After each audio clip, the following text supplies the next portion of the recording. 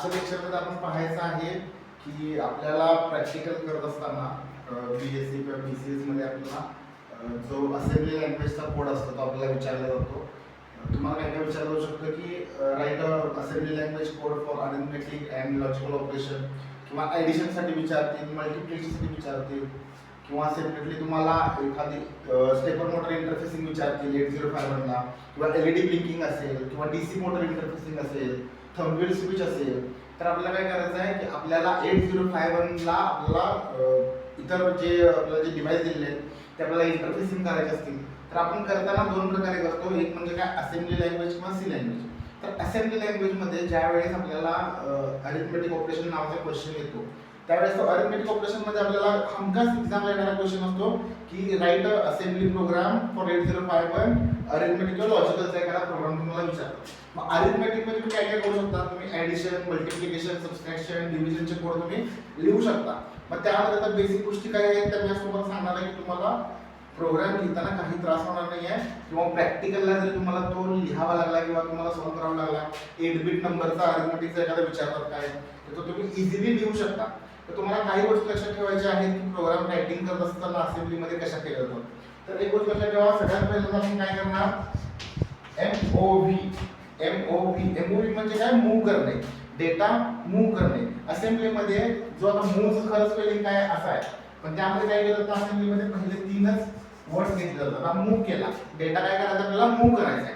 पण कुठून कुठे मूव्ह करणार आहे, म्हणजे आपल्याला डेटा तर इकडून तिकडे द्यायचा आहे, शिफ्टिंग करायचं आहे, पण कुठला डेटा कुठे नेणार किंवा कुठे स्टोअर करणार हे असेंब्लीमध्ये कसं सांगितलं जातं. तर त्यासाठी एक टेक्निक काय आहे की move space A comma #20h. आता ह्याचा अर्थ काय होतोय की A म्हणजे काय, ॲक्युम्युलेटर मध्ये 20 जो नंबर आहे, हेक्साडेसिमल नंबर आहे तो इमिडिएटली मूव्ह करा. ह्या अर्थाचा अर्थ काय की इमिडिएटली डेटा काय करा, मूव्ह करा, इकडून इकडे आणून मूव्ह करा. मग आता ह्याचा अर्थ काय झाला की हा डेटा आपण मूव्ह केला कुठे, ॲक्युम्युलेटर मध्ये. हा डेटा आपण मूव्ह केला ॲक्युम्युलेटर मध्ये. जिकडे कॉमा आहे, हा जो कॉमा आहे, इकडचा जो टास्क आहे तो परफॉर्म होऊन इथे येऊन काय होतो, स्टोअर होतो. म्हणजे याचा जो रिझल्ट असेल, ह्या पूर्ण प्रोग्रामच्या कमांडचा जो रिझल्ट असेल तो काय होईल, असा इकडे येऊन इथे स्टोअर होईल, कॉमाच्या लेफ्ट साइडला स्टोअर होतो. मग आता मी काय करणार, सगळ्यात पहिल्यांदा ह्याच्यामध्ये 20h काय केले, मूव्ह केले. मग परत काय करणार, परत एकदा मूव्ह केला, कशामध्ये, R0 मध्ये. R0 म्हणजे काय, रेसिस्टन्स 0 आहे ती, त्यामध्ये मी काय केला, डेटा परत एक 20h काय केला, मूव्ह केला. म्हणजे आता इथे मी काय केला की 20h हा नंबर काय, हा डेटा काय केला मी इकडे आणून मूव्ह केला. म्हणजे आता A मध्ये 20h आहे व्हॅल्यू आहे, R मध्ये पण 20h व्हॅल्यू आहे. आता मी काय करणार, आता मी करणार ऍड म्हणजे काय तर ऍडिशन करायचे. कशी ऍडिशन करायचे, तर ह्या दोघांची ऍडिशन करायची. हा डेटा जो ह्याच्यामध्ये गेलेला आहे आणि हा डेटा जो ह्याच्यामध्ये गेलेला आहे, ह्या दोन्ही डेटामध्ये काय करणार मी आता, ऍडिशन करणार.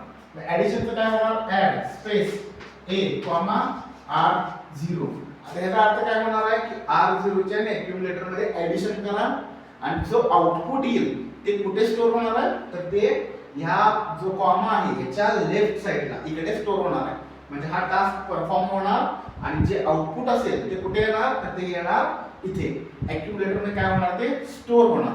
मग आता स्टोअर झालं, इथेही तुम्ही प्रोग्राम काय करू शकता, एड करू शकता. बाय डिफॉल्ट ॲक्युम्युलेटर मध्ये डेटा ऑलरेडी स्टोअर झालेला आहे. पण इन केस जर का तुम्हाला ॲक्युम्युलेटर रिकामा हवा असेल किंवा दुसऱ्या टास्कसाठी जर का त्यामध्ये तुम्हाला डेटा नको हवा असेल किंवा तुम्हाला तो डेटा दुसरीकडे स्टोअर करायचा असेल तर तुम्ही काय करू शकता, परत एकदा मूव्ह करा.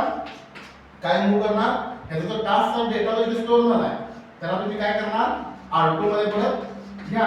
म्हणजे काय झालं, ॲक्युम्युलेटरचा डेटा जो इथे आलेला होता, ह्या दोघांचे ॲडिशन होऊन इथे स्टोअर झाला होता, तो डेटा मी परत इथून उचलला आणि कुठे ठेवला, R2 मध्ये ठेवला. म्हणजे आता काय झालं, ॲक्युम्युलेटर काय झाला, रिकामा झाला.